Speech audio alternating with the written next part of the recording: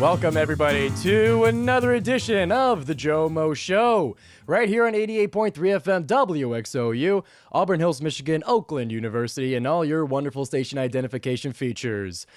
I am your host and sports media director of WXOU, Giovanni Mosheri, and the GioMo Show is your home for all Oakland sports and beyond on 88.3 FM. Forgive me, I'm a little bit rusty, still a little bit turkey stuffed from the Thanksgiving break. It's been a few days since the GioMo Show. It's been about 9 or 10, in fact, but glad to be back with you guys. This one's pre-recorded as well because we got a women's basketball game going on later today as of this recording. This is Thursday, and the game is at 7, so be a little courteous to the broadcasting crew for women's basketball, and we decided to pre-record it. But no matter, we'll still get you the GioMo Show that you need. And to get through the rest of the intro, don't forget to follow WXOU on Instagram, on Twitter, and on TikTok. These social media platforms are award-winning by the Michigan Association of Broadcasters last year, so you can follow WXOU for that award-winning social media on Instagram at WXOU Radio, on Twitter at WXOU, and on TikTok, I think also at WXOU Radio. And also, don't forget to join the WXOU Discord server to stay in touch and to interact with everybody here at the station. And also, don't forget to go to our website, WXOU.org, for all your information, all your articles, all your show times, and everything you need for WXOU. And while you're on the internet, why don't you go and follow me as well? I'm on social media, still waiting for me to be MAB award-winning on social media, but we're going to be getting there. You can follow me on Instagram if you're watching on YouTube, and you see it down there in the corner. Hope it pointed to the right corner. But if you're on Spotify, let me tell you, you can follow me on Instagram at two places, at Mosheri_Giovanni, or the GioMo Show itself at the GioMo Show. My Twitter is at GioMosheri_WXOU, and there's a TikTok out there somewhere. And finally, if you're not with me on 88.3 FM like everybody is, because I'm not on air, this is pre-recorded, but don't forget you can always find the GioMo Show at any time on YouTube and Spotify. So what's on the menu for today? What's the GioMo Show got for us on this wonderful end of November edition of the GioMo Show? Well, let me tell you, we got your usual menu. We got to trim it down just a little bit. It's getting to finals time, and you got to kind of cut back some places. Unfortunately, the GioMo Show has fallen victim to the guillotine of college finals. So it's just going to be women's basketball. It's just going to be men's basketball. It's going to be club hockey, and then we're getting it right into the NFL and to the picks. So we're still getting everything you need, but sadly, swim and dive, sadly, esports are going to have to wait just about another week. And before we continue with the show, I got to tell you what WXOU has got in store for you guys this weekend. We got 2 basketball games on the docket for you guys on WXOU. Saturday at 3 p.m., the men's team, they take on Purdue Fort Wayne at home to try and increase their win streak from... What's their win streak right now? 4. To increase their win streak from 4 to 5 as they take on Purdue Fort Wayne at the arena. So be sure to tune in at 3 p.m. Sunday, women's basketball, they take their trip to Callahan Hall for the Detroit Mercy Metro Series battle. And we got the call for that one as well. I'm going to be making my second trip to Callahan Hall to give you guys the call on WXOU. That's Sunday at 1 p.m. So don't forget, mark your calendars. Tell your women and children, tell your families, tell your aunts, uncles, grandparents, sons, daughters, tell everybody to tune into WXOU. And let's roll right into it. Men's basketball. I just got done calling the game at Callahan Hall, so I'm ready to go with men's basketball, so we're going to dive right into it. But before we cover that Callahan Hall Detroit Mercy Metro Series game, we got to take a trip back into the calendar as Oakland University were on the road in Cincinnati, Ohio to take on the Xavier Musketeers in a bye game, not a BYE game, but a BUY game, as in Oakland was paid $100,000 to go into Xavier, to go to their house on national television against a number 3 seed in last year's NCAA tournament, against a Sweet 16 team with the Hall of Fame coach.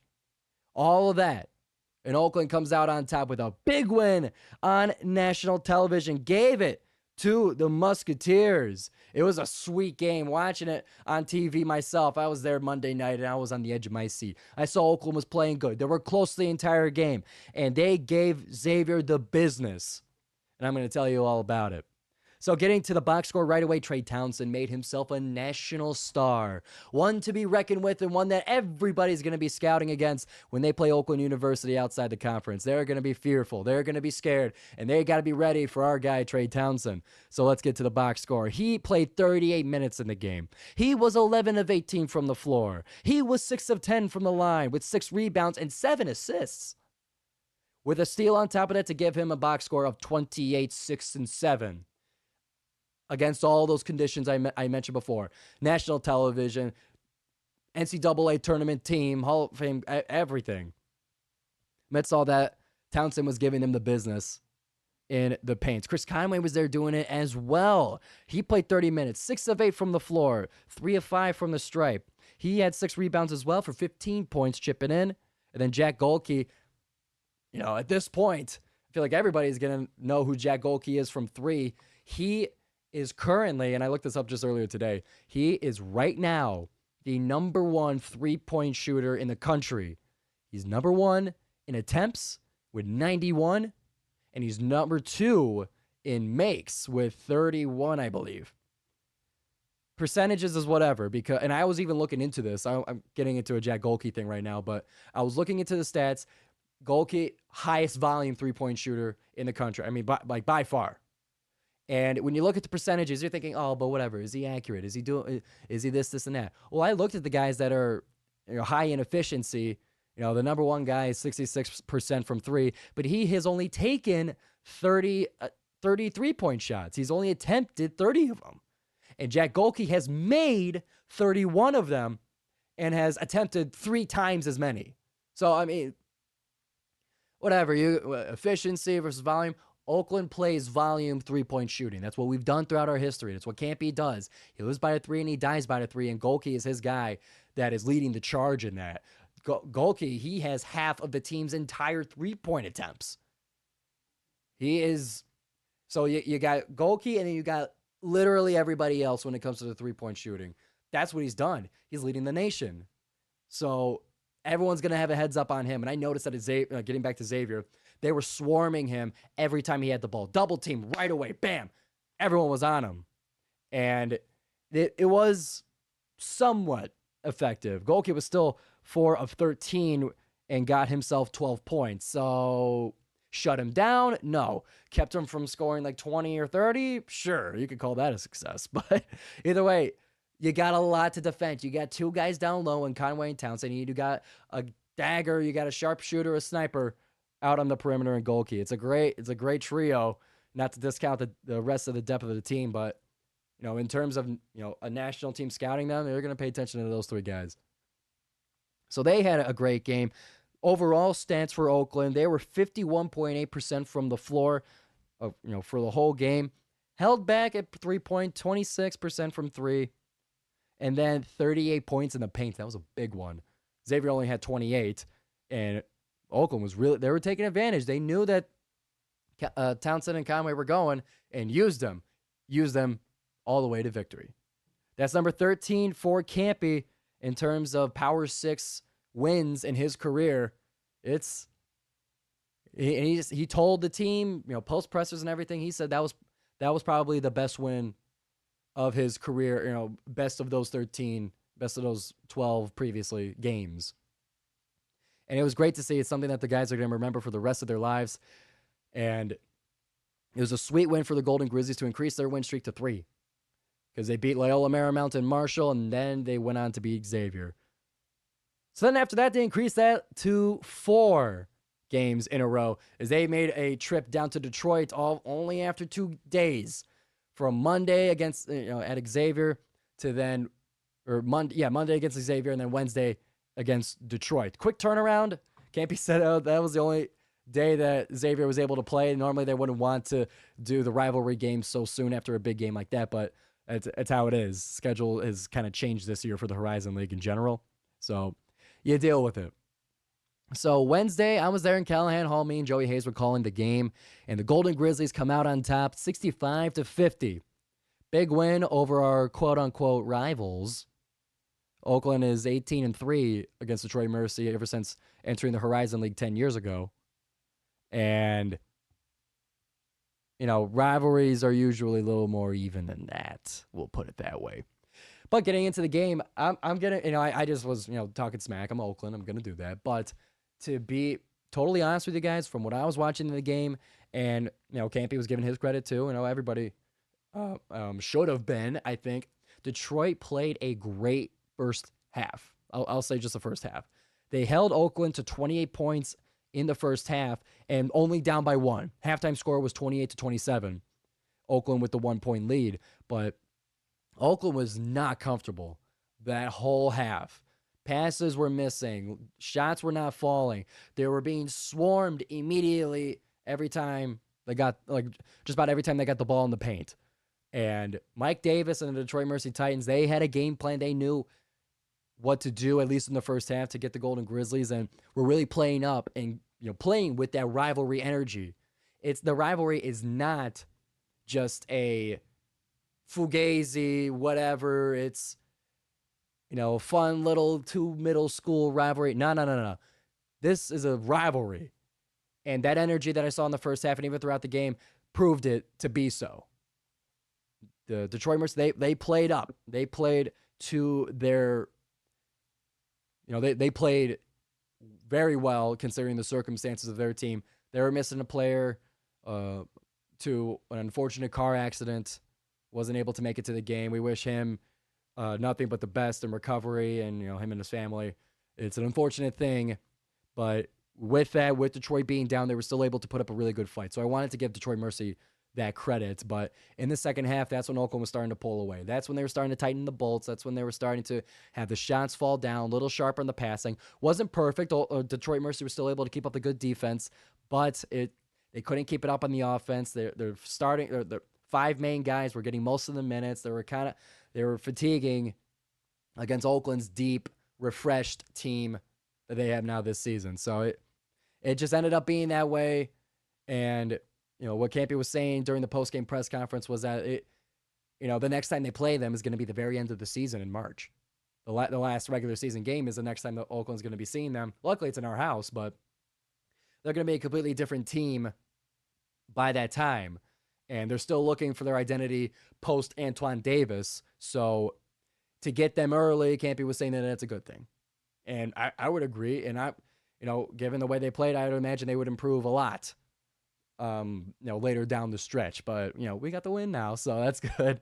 Sucks that the rivalry game had to be on a Wednesday though, because you wish the Callahan Hall had a little bit more of an audience there. Student section was still kind of hilarious. There was a sign that said Zerkio is a bitch.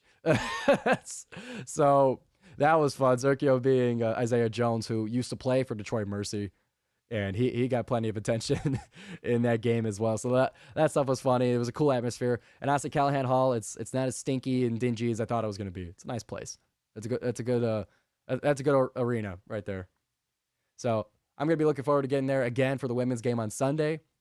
And overall, it was a great game to watch. Let me actually get into the box score. What happened? So Oakland's Chris Conway, I've seen 14 written down. I've seen 16 written down other places, but we'll say Chris scored either 14 or 16. I think it was 16 based on my eyes, and the official box score released was 16. The social media was saying 14, but Chris Conway had 16 points. He was 5 of 10 from the floor. He attempted a three-pointer. Unfortunately, it kind of bricked, but with that, he also got 6 from the stripe. He was 6 of 7 from the line, with a couple rebounds and a couple of assists. Jack Golke was 3 of 7 from 3. He took a little bit to get going, but those shots started to fall soon after. Trey Townsend was held to 3 of 12 from the floor and 8 points. So Oakland's defense was really pushing to Townsend, which that's going to be the case throughout the season. You make a showing like that on national television, and you are who you are. Predicting number one or first team Horizon League, then yeah, that's going to happen. So. Luckily, Oakland's got guys around Townsend and Conway, around those main guys to be able to, go elsewhere when their main guy isn't going. But Baru Nevalarua to Buru, to be accurate, but Baru, he had himself a game as well. He had 11 points, was 5 of 6 from the floor, 1 of 4 from the stripe, but he had himself a game. He had a nice dunk. He almost had an alley-oop from Tone Hunter. Man, that would have been sweet. The Garden City to Garden City connection. They tried it one more time after, or they tried it the first time, then the second time the actual dunk wasn't quite an alley-oop, but they were getting Baru involved, and you could see, it's a teaser. It wasn't like, it's not full strength. It's not fully baked yet, but you got to taste. You got to sample of what that connection could be, what Baru can bring to this team. I'm really excited to see what it turns into. That guy is going to be a game wrecker when he gets to full strength and when he gets the full chemistry down with his teammates, as he had a late start in the offseason, but that's going to be fun to watch. So he had 11 points in only 13 minutes, first of all, but that one's going to be exciting to see. So overall, Oakland is 5-3. They're on a 4-game win streak, and they go on to play Purdue Fort Wayne at home to increase that 1-5 and be 2-0 in the league and be in first place for about a month until Horizon League kicks back up. At least that's the goal. So that is going to be the news for your men's basketball. Before we go, I got to tell you about Round Ball Radio. Join DJ Deshaun Fridays at 5 on WXOU for an all-inclusive talk and analysis on the game of basketball. Whether you're a fan of the NBA, the NCAA, or Oakland Athletics, Round Ball Radio has you covered. Listen to Round Ball Radio Fridays at 5 right here on WXOU. We'll be right back with women's basketball on the GioMoShow. Welcome back, everybody, to the GioMoShow, 88.3 FM WXOU, although this is pre-recorded, but hopefully one day this will be live on WXOU. But we're here on YouTube and Spotify. I appreciate you joining us and sticking around. This time, we got women's basketball for this segment of the GioMoShow. Played just one game since the last time we talked about them on WXOU. They played against Madonna this past Saturday. And listen, let me preference this segment with, I know and I'm aware of the difference in Madonna and Oakland. Madonna is NAIA. They are not NCAA. Oakland is Division I NCAA. I understand this. Now let's continue. So Oakland, they get a win at home against the Madonna Crusaders, 122-38. So that makes the past 2 games against Cleary and Madonna, I understand Cleary is the same deal. But between those 2 games, Oakland women's basketball has scored a combined 132 points. That's what it is. Moving on. So in that game, we had 7 Golden Grizzlies reach double digits, and you got to imagine it's going to happen with a score that way. But to give you at least the top 3 scorers, Alexis Johnson led the Golden Grizzlies with 16 points. She was 6 of 9 from the floor, 4 of 6 from 3. Woof. That was sweet. I was there calling the game all by myself. But that was sweet to watch. Her getting that 3-point shot going against the Crusaders. Brooke Quarles-Daniels was 14 points, tied for second place. She had 5 of 8 from the floor, 4 of 5 from the stripe, with 3 rebounds and 6 assists. And Kiani Westbrook, 7 of 8 from the floor, 14 points as well, 7 rebounds and 3 assists. And there's others to mention, but we're going to be here for a while if we mention everybody. But we'll just say this, everybody contributed to the win and did it for head coach Jeff Tungett's story. It came out after the Cleary game, like right after the Cleary game, actually, is that head coach Jeff Tungett will be undergoing, or I'm sure at this point has already undergone, urgent spinal surgery that's going to take him out for the time being, putting Deanna Richard as the acting head coach for the Golden Grizzlies for the time being. So this win was for Tungett as well. It's to keep the ship afloat and to keep going until his return. And I talked to Brooke after the game for the post-game interview, and for one of the first things that she said was to do it for Tungett, is to do it for Coach. And that, the staff has been doing well so far, and the condition that it is what it is.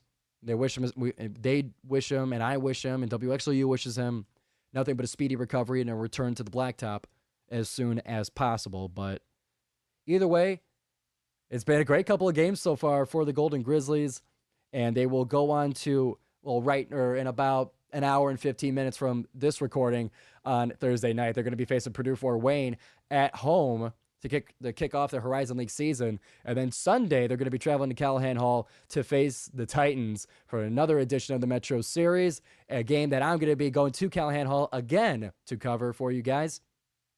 So be sure to tune in. That's going to be Sunday at 1 o'clock on WXOU. So that is going to be that. And before we get now into the NFL, I got to tell you about another sports show that we got here on WXOU. The Blue Ski Mask Show, Mondays at 2 p.m. on WXOU. Join in for the ultimate radio show for Detroit football and basketball aficionados. In this thrilling program, Oakland Post sports editor Brock Hillig and sports writer Kirk Szymanski will take you on an exhilarating ride through the world of Detroit Lions and Detroit Pistons. Get ready for in-depth analysis, player spotlights, game reviews, and expert insights, all centered around the NFL and the NBA, action in the Motor City. Join us to stay connected to the heartbeat of the city's sports and never miss a beat of the action for the Blue Ski Mask Show, Mondays at 2 p.m. on WXOU. We'll be right back for a quick update on the Oakland hockey teams, and we'll get into the NFL. Welcome back, everybody, to the GioMoShow Show, 88.3 FM WXOU, and on YouTube and Spotify, at least this time. I'm Giovanni Mosheri, still your host. We're going to get through a quick breeze of Oakland club sports, just going to be the hockey teams this week, and then we're going to get right into the NFL. Talking about the Lions and Packers, a little bit of thoughts on the upcoming Saints game, and we're going to get to the picks and wrap this baby up. So for club sports, D1 club hockey, as we usually start the club sports, played against Adrian College on the 21st with an ugly final score. I will let you go to their Twitter to find it yourself. But for their upcoming game, they play tomorrow, Friday, December 1st. You're going to be playing at the Gilmore Academy against John Carroll. John Carroll, I'm guessing University. They're going to be playing their club team in their house on Friday. So be sure to stay tuned to their Twitter account. That's at Oakland Hockey, as well as their website for updates and news on your team. So that's the upcoming game. The game will start at 8:10 p.m. D3 Club Hockey haven't played a game since the last time we covered them. Their upcoming game that's going to be tomorrow and Saturday is going to be against Lawrence Tech. So the number 7 nationally ranked team, Oakland University, will be taking on the number 8 team in Lawrence Tech. Friday at 1 p.m., that's going to be at the Farmington Hills Ice Arena at 8 p.m. And then the second game will be at Buffalo Wild Wings Arena, 6 p.m. for the, they do the sharing of hosting and visiting with these teams each week. So good luck to the Oakland D3 and D1 club hockey teams. You can keep up to date, at least on, I already told you the Twitter for the D1 team. I'll say it again. It's at Oakland Hockey. And then for the D3 team, you can follow them on Instagram at OU_D3_hockey. And they got a fantastic website full of information and news and updates and previews and their schedule and recap. So be sure to stay tuned to all of your Oakland hockey throughout the season. They keep going all the way up until February, just about March. So before we get into the NFL, I got to talk to you real quick about the Eli Andrews Show. Join Eli Sepulveda and Andrew Deacon Thursdays at 10 p.m. on WXOU. When the lights turn low, the FCC turns a blind eye to radio stations and the guidelines die down a little bit. And Eli and Andrew, they take advantage by asking their guests the wackiest and the most hilarious questions that they don't know until the show starts. So be sure to join in on the hilarity Thursdays at 10 on WXOU. And now let's get into the NFL. Let's get to the Detroit Lions. I won't spend too much time on this. Listen, I know the game was a while ago. Thanksgiving was a literal week ago. And we're already down. We're already looking forward to the Saints. I understand that, but I still need to give my thoughts on the Thanksgiving game. It just can't happen, can it? We just can't win on Thanksgiving. I don't get it. I don't understand it. But in the heat of the moment, I was fuming. Obviously, everybody, there was no reason to be happy that afternoon on Thanksgiving for football reasons. And I'll read you some of the tweets that I was vomiting out on Twitter. So it went from, I love how our defense just decides to play soft and give up 1,000,000 yards. Makes no sense. That was one tweet. I said, so that's what blitzing looks like. Take notes, Aaron Glenn. I also said, I am wincing every time Goff throws the ball. I go, where are the trenches? O-line stinks and the D-line is worse. And then I also uttered, so glad we sat on our ass in free agency and did nothing about the pass rush. We don't need a pass rush. We're good. And then I showed Jordan Love's fantastic stats up until that point in the game, 137.6 passer rating at the time. So, yeah, I was really mad about it. Yeah, I wasn't very happy about it. Yeah, it was complete. It completely sucked, and I didn't like it at all. And it's not what this team is, and it's not what this team should be. And I wish it didn't happen. I wish it went another way. But when you step back and when you think about it, all what I said is true. But it's a division game. The Packers are still, outside of on the field, are still a winning franchise. Matt LaFleur is still a winning coach. So they're going to study up and they're going to scheme and they're going to prepare like a division opponent should. And they played a great game. They figured out our weaknesses and really used them. They used Goff's tiny hands. They used the Whopper Jr. hands, is from what I'm hearing around, is what that's being called. And they took advantage of some of the injuries that we had on the O-line. We should have still been good, but we weren't on the O-line. And tore us apart. And the Lions just have been turning it over for some reason. I don't get it. And I don't know why it's all of a sudden a problem. And it is. And it's not good. And it should be fixed immediately. But, Green Bay played a good game. The Lions are still 8-3. The division is still fine. But with that, and with the Eagles winning against the Bills, I think that might be wraps. That might wrap up our talks on getting the number 1 seed for the playoffs. For the time being, I don't think, given the way the Eagles are playing, forget their schedule, because the schedule to them doesn't matter. They've shown that. They play well against anybody, against any record, against any halftime score. They're incredible. They're an incredible team. So with them being 10-1, and then us and the Niners are 8-3, I think it's a wraps on the number 1 seed for now. Unless Philly has used up all their goodness and starts dropping off, we got to just look for the 2 seed. And it's all about racing against the Niners. That's what the race is going to be now. Eagles keep winning. And I mean, they're just going to keep going. That's the way I see it. So I think we can die down with that. And I'll give you my quick thoughts on the Saints. They're not good, man. They're 5-6. Their division stinks.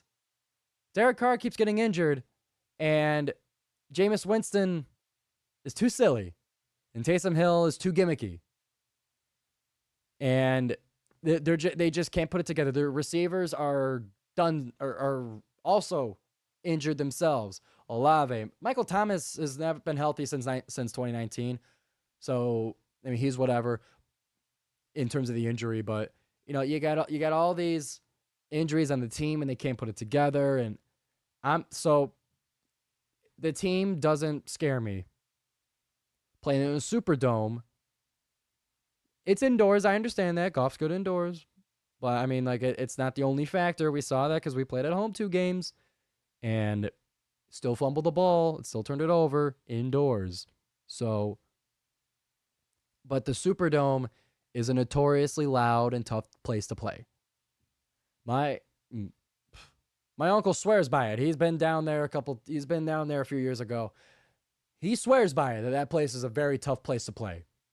And just, I guess you could put it to the fact that it's on the road. That is, that's going to balance it out a little bit. But I still think the Lions are going to get it. I still think the Lions are going to get back on track. I still think 9-3 is going to be the record by the time we're done here. But, I mean, it would, if we play like we did against the Bears and the Packers, then different story. I don't see us playing that way. But then you also have Alex Anzalone being injured and most likely not playing against his former Saints team. that kind of sucks too. I love Anzalone. He is everywhere as a linebacker should of his position and his leadership on the team. He should be everywhere, and he is everywhere. And he's a crucial piece of this defense that has really, really been struggling lately. The team's been struggling 4 weeks in a row now, at least. I mean, to my memory, I mean, just the Chargers and yeah, you got the Chargers game, you got the Bears and the Packers. The defense has not been good, and that does concern me too. So overall, I still think the Lions are going to play better than they have been, but you gotta hope that we can just play our game. If we get the lead early, I think we'll be fine. But I'm a lot more nervous than I usually am because the team hasn't played good. That's what happens. You don't play good, you lose confidence. Still think the Lions are going to get it, though. And then finally, before we get into the picks, I got to tell you about one last show on WXOU. It's not the last show that you'll ever see on WXOU, but it's the last one I will mention on the GioMo Show. And before we get into the NFL picks, I got to tell you about Friday Night Grooves. Fridays at 8 p.m. on WXOU. Listen to host DJ RBJ, host of the show since 2011, for some of the best soul, jazz, electronic, indie, and alternative music here at the station. He also has interviews with artists and has one of the best radio voices in the game. You can go to his website, FridayNightGroove.com, and follow at Trill Gunderson. That's at TRIL Gunderson on Instagram to get the latest on the show. Friday Night Grooves, Fridays at 8 p.m. on WXOU. Welcome back, everybody, to the GioMo Show final segment. It's the GioMo Show picks, baby. We had a great week. We as in me. I did it. You guys, as much as I would like you guys to participate, this is me doing this. So I had a great week last week. I got 12 games picked correctly. That's right. Sadly, it wasn't enough for first place. Someone got 13 correct.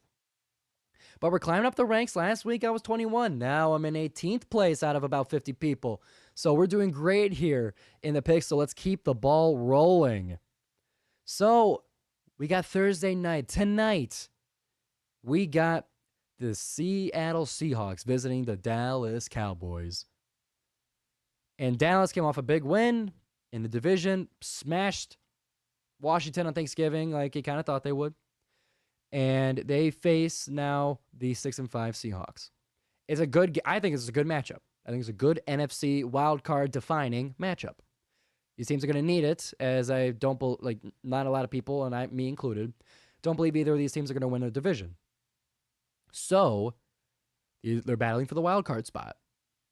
So I got the Cowboys in this one. It's the Cowboys at home, and they're a good team. And you got Seattle missing the Michigan State guy, Kenneth Walker, and they got Zach Charbonnet in instead. They're still a solid team, but I don't think they got the firepower of the Cowboys at home.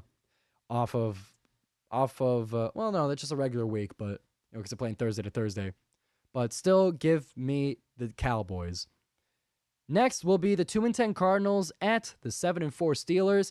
Steelers finally got over 400 yards on offense. Finally weren't outgained in a game, and the first time in like 4 years or whatever. I don't know. For the first time since I graduated high school, they put up over 400 yards. So that's cool. I like their defense. It's against the Cardinals. If you picked against the Cardinals, you've won 10 out of 12 times. So I like those percentages. Give me Steelers at home. Falcons go and visit the Jets. There is no reason to ever bet or pick the Jets. Give me the Falcons on the road.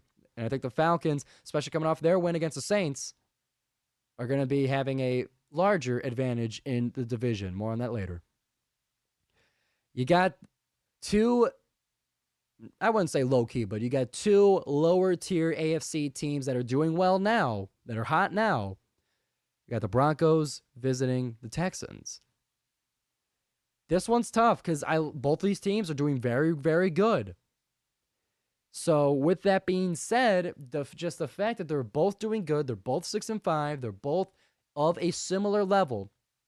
I do like the more potent offense of the Texans against the Broncos, who are not the best on defense, or excuse me, on offense. And I think that's going to cost them against a much more offensively strengthened team. So give me the Texans. Lions visiting New Orleans. I'm picking Lions. I got to pick Lions. I'm sorry. Don't care. Bye-bye. Coming up next, division game. Colts at the Titans. Titans are not doing good. Colts are. Purely based on that and the fact that I can never pick these two teams correctly and that AFC South division is weird, I'm just going to go with the visiting Colts. Then we got the Chargers at the Patriots. Patriots are another team. There is no reason to ever pick them or have any confidence in them. So give me the Chargers. Both these teams are not that good. Well, I shouldn't say that they almost beat the Lions, but both these teams aren't doing very well. We'll put it that way. Dolphins against Commanders, just for continuity's sake. Panthers at the Buccaneers. Give me the Bucs because there is nothing saving that Panthers team. And the fact that their owner can't wait more than a year for anything sucks. And they're never going to be able to hire a head coach. And Ben Johnson would never in his right mind go to the Panthers, please. So give me the Buccaneers. Panthers are, they need to, that owner, man, not good. Then we got the Browns at the Rams. This one's interesting because of the Browns' quarterback situation and the fact the Rams are sneaky good. They're 5-6. Could they get to 500? Against the Browns, they haven't been doing so hot lately. Does it wear off? Does the hot start that the Browns have wear off? Does Joe Flacco's probably starting at quarterback, right? Give me the Rams. Just home team. Give me the Rams. I'll skip that game. We'll save that one for last. Chiefs and Packers. Chiefs are going to be at Lambeau. Packers are doing pretty good. I'm kind of feeling the Packers on this one. Forgive me, Lord, for I have sinned. But just to throw a little wrench in there, and I would imagine, just for league's sake, I feel like a lot of people would be picking the Chiefs. So I'm going to pick the Packers and hope that gives me the edge. And then Monday Night Football, I guess the Chiefs and Packers is Sunday Night Football. Monday Night Football will be the Bengals and the Jaguars. Jaguars are good. Give me the Jaguars. And then the game I skipped over is a rematch of the NFC Championship game. This time, both teams are fully healthy. I haven't checked the report, but more healthy than the last time they played. So you got San Francisco traveling to Philadelphia. This one's tough. This one is definitely tough. I mean, this is going to be the best game of the week. This is going to be a 4:00 game. This is going to be the best game of the week, hands down. This one is going to be awesome. It's a shame that I have to pick something because I can't just enjoy it. But if, let's think of it from the Eagles' perspective. The Eagles have been doing really, really, really good. And this is supposed to be the tough part of their schedule. If there is any team that they're going to lose, I think it's going to be the Niners because they're the best team in their schedule. So if anyone can, it's going to be the 49ers. And it's going back to kind of what I did last time when it came to the Chiefs and it came to the Eagles game, the last time, or a couple weeks ago. I said the Eagles' revenge is going to be stronger, because they lost. I think their revenge and wanting to win and, correct the loss, sort of. I think it's going to be the same case here with the Niners. I think the Niners are going to get it on the road at Philadelphia. Point spread for Jaguars, Bengals. I can't say that I have to pick this. 45. I don't care. So, 13 games this week. 13 games picked, 13 games saved. Let's see how we do. Let's see if we climb the ranks. I'm 18th place. We'll see where we go on the Joe Show picks. So it's been a little bit of a shortened episode of the Joe Show. I appreciate you guys tuning in. It's been a busy week. School's been busy. Sports been busy.